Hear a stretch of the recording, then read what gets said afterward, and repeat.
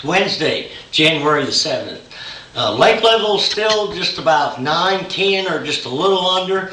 It's been kind of staying there for the last 2 or 3 weeks within, it's been going up 3 or 4 inches. They've been generating some water. We got some rain a few days ago. But the water temperature it's about 8 degrees outside right now. It's supposed to get down to about 3 later on tonight, but it's going to be cooling way down.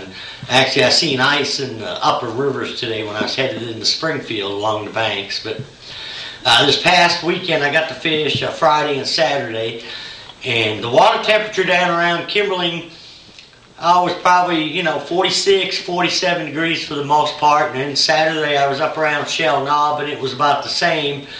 And then I went further up into the White, up there by Big M and Eagle Rock, and that water's 3 or 4 degrees colder up there. It seemed like it was 43, 44 degrees. Now I found the bite to be a lot tougher the further up the White that I got. Down around Kimberling and in the Shell Knob area, we caught several fish deep.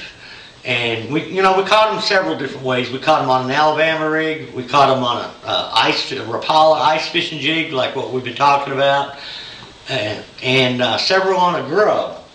And the grub is probably one of the most dependable baits.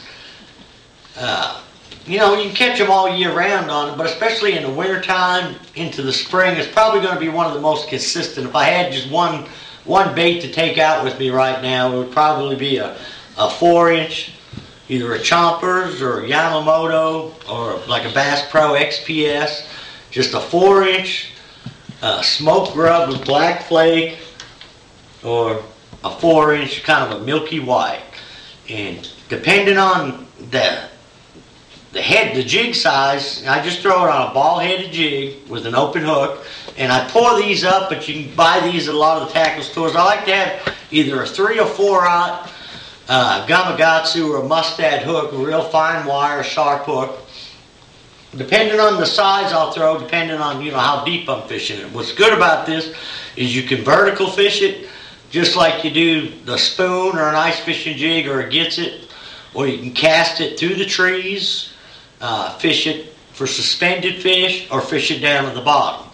And this past weekend, it seemed like we caught more fish on it on the gravel banks that had pole timber on it. We were setting the boat in about 25 to 30 feet and counting it down about 8 to 10, which will fall about a foot a second. And I usually throw it on 6, no heavier than 8-pound line. Seems like you throw it on spinning gear, you'll feel more bites than what you do if you try to throw it on a bait caster. You will get hung up in a few trees, but the good thing about them, if you lose them, you're not out too much. You're only out about 50 cents between the jig head and the grub. And what I was doing was getting it down there about 8 to 10 feet and just reeling it real slow through and around the timber. The places where there wasn't timber, I was setting the boat in the same depth, about 25 to 30, letting it go down to the bottom, on a long cast, which was probably, 10 to 12 feet deep, and then just slow reeling it back to the boat. Most of the bites are pretty subtle on it. They're, a lot like an Alabama rig bite. The fish will just kind of load up on it. And we caught several fish on the Alabama rig this past weekend too. And they had a local tournament, I believe it was Saturday, and the weights looked like they were real good. I think there was 23-pound stringer, and then it dropped down to 18, but starting to see some bigger fish being caught. And with this weather that we're getting, this water temperature is going to drop even colder yet, and that's actually going to trigger a lot of these bigger fish to start biting. You won't get as many bites, but you'll start seeing some bigger fish show up, especially on the Alabama rig and the jerkbait. But, for the most part, January is going to be kind of tough, and you'll see the bite, pick up as we get into February. But this is actually the time that we'll see some of our bigger stringers of fish now is through January into February, till the second, third week in February, till then fish start to move. But a lot of the fish, I've been catching have been, kind of in the creeks, in the pockets, but I think with this cold weather, a lot of the deeper points, like the bluff ends, should start to produce some bigger fish. And you're going to want to be out there where you can set the boat, whether you're in a creek or on the main lake. You want to have the boat in the creek arms, in the old river arms. Be casting up to the drops, depending on, a lot of times we'll be setting in, 60 to 80 foot, either with the grub or the Alabama rig. Casting, I'll start out to where it's about 25 feet deep and where it's got a roll off and usually some submerged timber.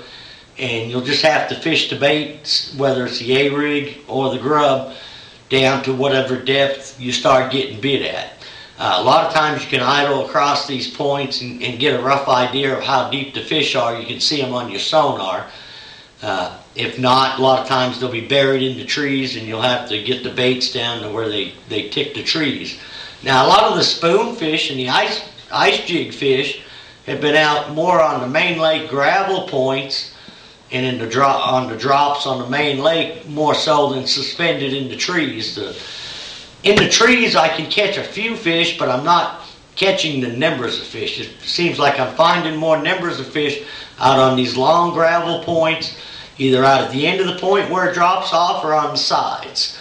A lot of times with the electronics you may not hardly see but one or two fish down there, but once you get one hooked, a lot of these fish are holding real tight to bottom where they're not marking on your electronics until you hook one, then they're coming up off bottom. And that's where you can, catch several of them in one area. But a lot of times in the middle of the winter, they'll get in the center of the creeks and get in them deeper trees. Now, like I said earlier, I'm finding a few there, but not the numbers. The numbers seem to be out off the gravel and the rock points, and not so much suspended in the timber. They seem to be relating more to bottom. So, I probably won't get out, but it looks like this weekend's supposed to warm up a little bit above freezing, so I may get out a little bit this weekend. But till next week, good luck and good fishing.